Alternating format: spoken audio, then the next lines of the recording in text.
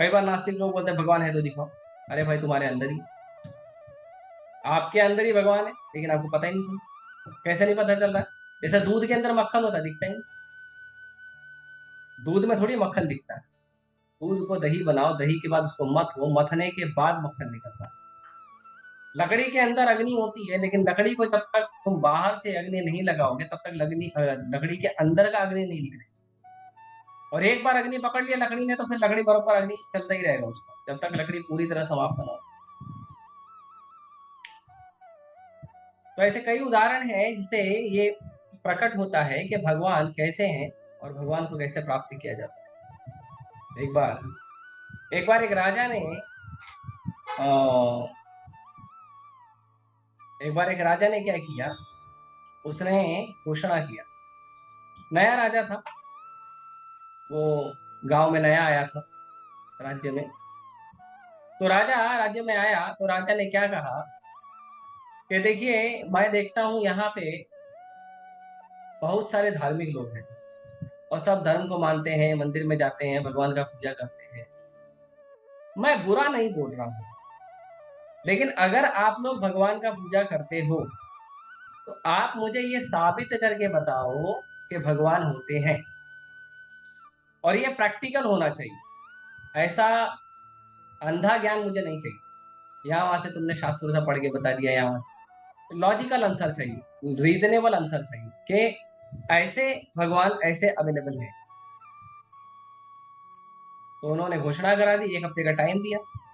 और 1 हफ्ते के अंदर लोग आके मुझे जो है वो आप बताएंगे, 1 हफ्ते तक आके मुझे बताएंगे कि कैसे होता है। जो ये बता पाएगा वो पुरस्कृत होगा, और अगर लोग नहीं बता पाएंगे तो मैं कुछ करूंगा नहीं। लेकिन अगर कोई भी नहीं बता पाया पूरे राज्य में तो फिर मैं राज्य के सारे मंदिर तोड़वा दूं। राजा नास्तिक नहीं था, राजा चेक करना चाहता था बुद्धि। इसीलिए भगवान के भक्तों को बुद्धि रखना चाहिए और लॉजिकल आंसर देना चाहिए। प्रभुपाद जी जब विदेश में गए तो प्रभुपाद जी हर आंसर लॉजिकल देते, हर आंसर को जोड़ कर देते थे, हर आंसर को कुछ ना कुछ संसार की चीजों से जोड़ कर देते। प्रभुपाद जी को जब बताना होता था कि हम भगवान के अंश है तो प्रभुपाद जी बोलते हैं जैसे एक स्क्रू जो होता है वो मशीन का ही हिस्सा होता है। स्क्रू जब तक मशीन में होता है तब तक वो स्क्रू का वैल्यू, जिस दिन वो स्क्रू मशीन से गिर गया वो स्क्रू का कुछ ही रुपए का वैल्यू होता है, वो स्क्रू हमेशा के लिए समाप्त हो जाता है। तो मशीन का अपना वैल्यू है, स्क्रू का अपना वैल्यू, लेकिन स्क्रू मशीन नहीं है। तो प्रभुपाद जी हर जगह के ना एक एनालॉजी देते थे, एक उदाहरण देते थे, प्रत्यक्ष उदाहरण देते थे। और वो प्रत्यक्ष उदाहरण से हम समझ सकते हैं आसानी से। तो एक लॉजिकल रीजनेबल आंसर भी होना चाहिए। तो उस पूरे गांव में सभी लोग प्रयास किए किए किए किए, पूरा 1 हफ्ता बीत गया, एक आखिरी दिन बचा। आखिरी दिन क्या हुआ कि सारे ब्राह्मण चिंता में बैठे थे कि हम सिद्ध नहीं कर पाए कि भगवान अस्तित्व में है। तो एक ब्राह्मण चिंतित बैठे थे, वो प्रसाद नहीं ले रहे थे। उनकी बिटिया ने पूछा, पापा प्रसाद ले लीजिए। तो उन्होंने कहा नहीं नहीं, प्रसाद नहीं लूंगा, कल आखिरी दिन है, अगर कल सिद्ध नहीं हुआ कि भगवान का अस्तित्व होता है तो राजा सारे मंदिर तुड़वा दे। तो बिटिया ने कहा ऐसे कैसे तुड़वा दे, भगवान की इच्छा से मंदिर आता है, भगवान की इच्छा से ही जाएगा। आप चिंता मत करिए, कल मुझे लेके चल। तो ब्राह्मण ने कहा बेटिया, हमारे राज्य के सारे ब्राह्मण जाके, सारे ज्ञानी लोग जाके प्रयास कर चुके हैं, राजा नहीं माना, तुम्हारे जाने से क्या होगा। बोले कल लेके तो चलो, सबने प्रयास किया, मैं भी करूँ। ठीक है, लेके गए। तो राजा बोला तुम सिद्ध कर दोगे कि जो अ, संसार में भगवान व्याप्त है। उसने कहा हाँ कर देंगे। तो कैसे करोगे? तो उन्होंने कहा कि आप एक काम करिए, मुझे एक अ, बर्तन में दूध ला कर दीजिए। तो राजा बोला ठीक है, दूध लाना तो कोई बहेगा नहीं, राजा तो बड़ा महल होता है, सब कुछ अवेलेबल होता है, ला के दे दिए, लो दूध ले। तो बिटिया ने दूध लिया और राजा को पूछा कि इस दूध में मक्खन है कि नहीं। तो राजा बोला है? तो उसकी बिटिया बोली दिखाओ। मेरे को तो दिखता नहीं, मेरे को तो खाली दूध दिख रहा है, मक्खन तो दिख ही नहीं रहा मुझे। आप मुझे मक्खन दिखाओ। तो राजा बोला दूध में मक्खन है लेकिन मक्खन दिखेगा नहीं। क्यों नहीं दिखेगा? अगर दूध में है तो दिखना चाहिए ना, क्यों नहीं दिखेगा? तो राजा बोला देखो उसका एक प्रोसेस है, उसका प्रोसेस है, उसको समझना चाहिए। क्या प्रोसेस है? तो प्रोसेस ये है कि दूध को पहले दही बनाना पड़ेगा, दही बना के उसके बाद उसको मथानी डाल के मथना पड़ेगा, उसके बाद दूध के अंदर का मक्खन दिखेगा।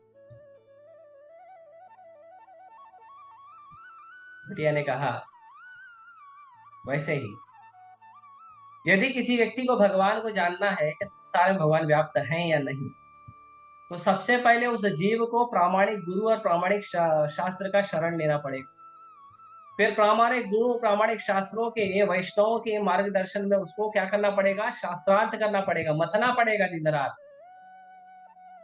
और बहुत अच्छे से मथेंगे मथेंगे मथेंगे मथेंगे, तब जाकर गुरु की कृपा से, वैष्णव के आशीर्वाद से और शास्त्रों की कृपा से हमको भगवान का दर्शन होगा।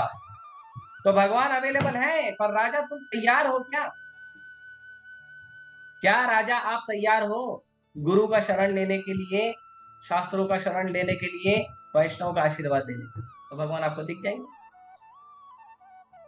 वैसे ही यहाँ पे उदाहरण दिया गया है कि यथा ही अवहित वहनी दारू एक सुयोनिषु, कि जिस तरह से अग्नि जो है वो किस में रहती है? लकड़ी में रहती है, दिखती नहीं है।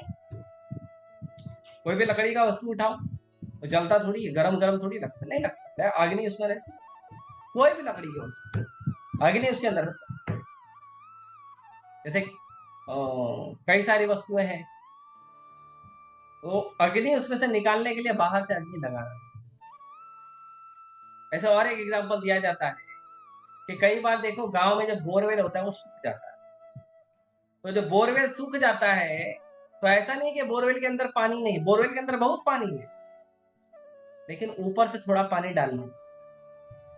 जब आप ऊपर से थोड़ा पानी डालोगे तो ऊपर जब पानी नीचे जाएगा और नीचे के पानी को जब कनेक्ट करेगा तो पूरा पानी लेकर पूरा बाहर निकलेगा, तब इतना पानी निकलेगा कि पूरा एक खेत आप सींच दो। तो भगवान हर जगह, उनको आभास करने के लिए आपको शास्त्रों का, प्रामाणिक गुरु का, वैष्णव का आशीर्वाद लेना और मथना पड़ेगा। ये नहीं कि हम एक दिन में समझ जाएंगे, एक हफ्ते में समझ जाएंगे, नहीं। जितनी तीव्रता से मथोगे, जितनी तीव्रता से आप शास्त्रार्थ करोगे, गुरु का मार्गदर्शन पालन करोगे, उतनी तीव्रता से समझ में आएगा। भगवान को प्राप्त करने के लिए 1 सेकंड काफी है। 1 सेकंड। प्रभुपाद जी बोलते, how much time it takes? Just 1 second. और तीव्रता होगी तो खटवांग महाराज जो है 2 क्षण में भगवान को प्राप्त करे, 2 क्षण में वैकुंठ, स्वर्ग से धरती पे आए, भजन किए, 2 क्षण में वैकुंठ चले खटवांग महाराज। प्रहलाद महाराज 5 साल की उम्र में नरसिंह सामने, ध्रुव महाराज 5.5 साल की उम्र में भगवान विष्णु सामने। तो भगवान को प्राप्त करने के लिए ज्यादा समय की आवश्यकता नहीं, लेकिन तीव्रता की आवश्यकता। तीव्रेण भक्ति योगेन यजेत पुरुषः परम। अकामो सर्व कामो वा मोक्ष काम उदारति तीव्रेण भक्ति योगेन यजेत पुरुषः परम। ये चाहे आप के अंदर हृदय में कोई कामना ना हो, चाहे आपके हृदय में बहुत सारी कामना हो, चाहे आप मोक्ष के कामी हो, चाहे कुछ भी हो, आपको करना क्या है? आपको करना है केवल भक्ति। किसकी करनी है? तीव्रेण भक्ति योगेन यजेता पुरुषा परम। परम पुरुष भगवान श्री कृष्ण का भक्ति करना चाहिए और आपको प्राप्त होंगे। लेकिन कैसे प्राप्त होंगे? तीव्रेण भक्ति योगेन, तीव्रता से भक्ति करना पड़ेगा।